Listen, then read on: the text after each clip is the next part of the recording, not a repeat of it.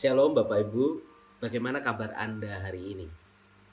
Semoga kita semua masih dalam keadaan yang baik. Bacaan Injil yang akan menjadi bahan perenungan kita hari ini diambil dari Yohanes pasal 17 ayat 6 sampai 19. Nanti Anda bisa membacanya secara lengkap, secara mandiri, sendiri-sendiri ya. Nah, tentu bacaan Injil ini sudah tidak asing bagi kita. Karena bacaan ini juga yang kemarin hari Minggu menjadi bahan perenungan kita bersama di kebaktian Minggu.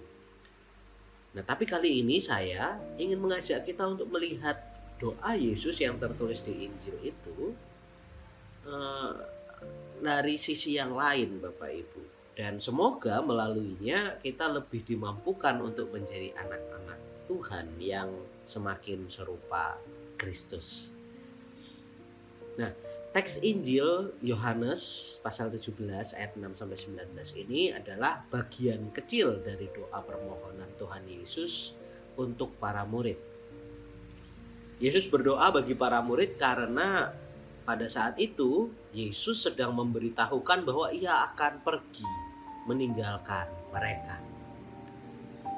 Yesus yang tadinya bersama-sama dengan mereka kali ini akan pergi dan tidak bersama lagi dengan para murid secara fisik. Yesus sadar bahwa kenyataan ini pasti akan membuat para murid tidak baik-baik saja. Mereka pasti akan takut ketika jauh dari Tuhan Yesus. Kita tahu bahwa selama pelayanan Yesus gitu ya, para murid ini sangat nyaman berada dekat dengan Yesus. Bisa saja nanti ketika Yesus tidak bersama dengan mereka, para murid akan takut mendapat ancaman dari para pemimpin agama dan prajurit-prajurit Romawi yang senantiasa mengintai mereka.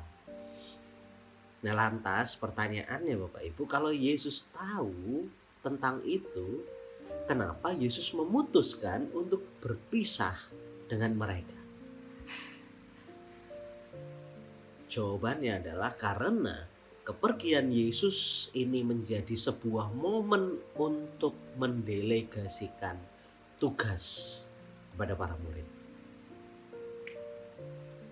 Bahwa masa mengabdi Tuhan Yesus secara fisik di dunia ini sudah cukup sampai di situ. Dan kali ini adalah masa bagi para murid untuk meneruskan karya Yesus. Ya. Maka momen perpisahan ini jadi penting. Karena ini momen pendelegasian tugas dari Yesus kepada para murid. Nah, Bapak Ibu, jika kita renungkan, sebetulnya kita pun di masa sekarang tak jauh berbeda dengan para murid waktu itu. Kita juga adalah murid-murid Yesus yang secara fisik tidak hidup bersama dengan Yesus saat ini. Dengan begitu, maka masa ini juga adalah masa kita. Begitu ya, masa milik kita. Mungkin Anda pernah dengar ada quote mengatakan demikian. Setiap orang ada masanya dan setiap masa ada orangnya. Yang menjadi judul perenungan kita hari ini. Setiap orang ada masanya, setiap masa ada orangnya. Jika 2000 tahun yang lalu adalah masa bagi Yesus secara fisik untuk hadir melayani bersama dengan para rasul tentunya, maka saat ini adalah masa milik kita. Tuhan sedang memberikan kepercayaannya kepada kita untuk mengerjakan tugas perutusan ilahinya dengan seluruh keberadaan kita.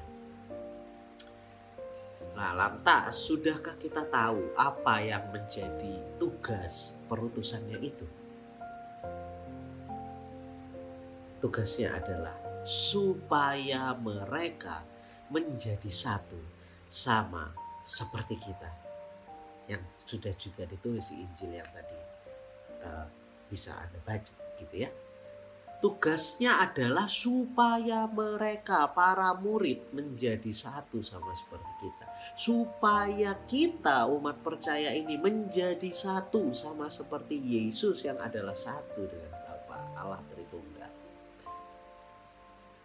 Tuhan menginginkan kita menjadi satu, sama seperti Yesus di dalam relasi ilahi Tritunggalnya. Nah Bapak Ibu, mari kita evaluasi diri kita saat ini. Sudahkah kita berkerinduan untuk menjadi satu? Seringkali itu ya Bapak Ibu, di dalam doa-doa kita selalu memohon kepada Tuhan untuk menjadikan kita satu. Namun sayangnya itu hanya sebatas permohonan. Kita tidak berupaya untuk menjadi satu dengan sesama kita.